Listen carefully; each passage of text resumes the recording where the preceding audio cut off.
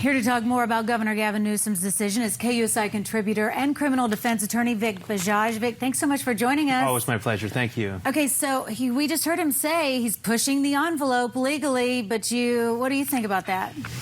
I think that statement may be pushing the envelope. There's nothing really unique about California's legislature compared to, let's say, New York or Michigan. And we've seen a lot of very fruitful and aggressive moves by the governors of both states there. Michigan last week, about 6 days ago, and New York, I believe, this morning or yesterday afternoon, said no more flavored e-cigs. And I'm going to take the action now as governor and apologize later if I'm wrong, so go ahead and sue me, i.e. retail outlets and distribution outlets. Sue me, the state, if you think we're wrong. I believe the governor had the same authority, and the governor could have done the exact same thing. In essence, when we distill what the governor said of California today, he said we're going to enforce tax collection, and we're going to spend $20 million of advertising. Now, one has to sympathize with elected officials because elected officials have to really play to their audience, and sometimes they play to the paying audience.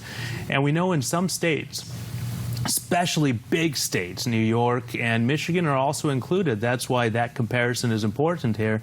California is an enormous retail state.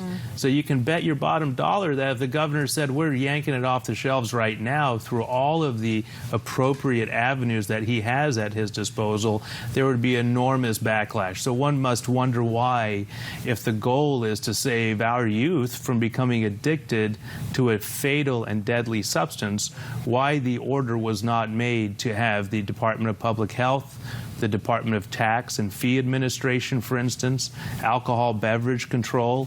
You know, if you have a liquor license, you sell your soul. You have to let any entity come on into your store and conduct a search and inventory analysis. Board of Equalization as well.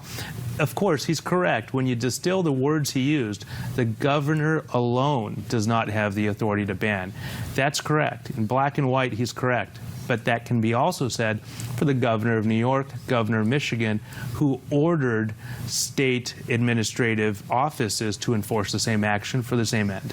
You said it's kind of like, I'm going to do this now and I'll apologize for it later. Let's go ahead and take action. I think this is one of those monumental times of any leader when you see people dying. I mean, let's take a moment back and forget about the political playing that goes on when you're playing to an audience. We're talking about young people who are getting addicted to Fruit Loops flavored nicotine, many times not knowing it's nicotine, and these families have to see these young people become addicted and eventually, if we see the trend continuing, die. So we need to talk about saving lives, and if the governor feels that the executive order doesn't give himself the unique ability to do it, well, he sure needs to go back to that drawing board and find out which one of the 55 entities and agencies we pay for in California can do it. Because this opens him up, you said, to all this liability. That costs the state a lot of money. Well, that's true. It costs the state a lot of money, but we also have to look at the private sector. When we talk about manufacturers, we've heard about groups such as Juul, who manufactures e-cigarettes, and the president and CEO has said, well, we don't want to attract youth to our product. Well, that's also somewhat laughable if you look at the type of marketing that's there. But if you talk about dollars versus dollars, cash on cash, there's more money on the retail side at risk than there is on the state side at risk in present dollars. We're not talking about future remedial and medical attention that these sick people may end up needing if action isn't taken. Okay, this might be a controversial question, but if they feel like they should outlaw these e-cigarettes, this flavor, because it targets youth, we know that the Centers for Disease Control says 500,000 people die every year because of smoking real cigarettes. Why wouldn't they just then look at that as a health crisis and say we need to just ban cigarettes outright? Well, perhaps that is the right result, but as adults, we can make our own decisions.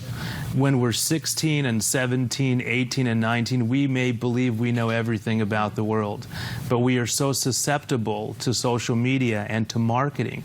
So when you create a tobacco product that is labeled Fruit Loops or Mott's applesauce, well, you'd be hard-pressed, I believe, to find the banker on Wall Street picking up his applesauce vape along with his Frappuccino to go into the office. It's really targeting the youth, the most vulnerable individuals who depend upon what they see on TV and what they hear on the radio. So that's the difference. All right. Very interesting. Thank you so much, Vic, for breaking that down for us.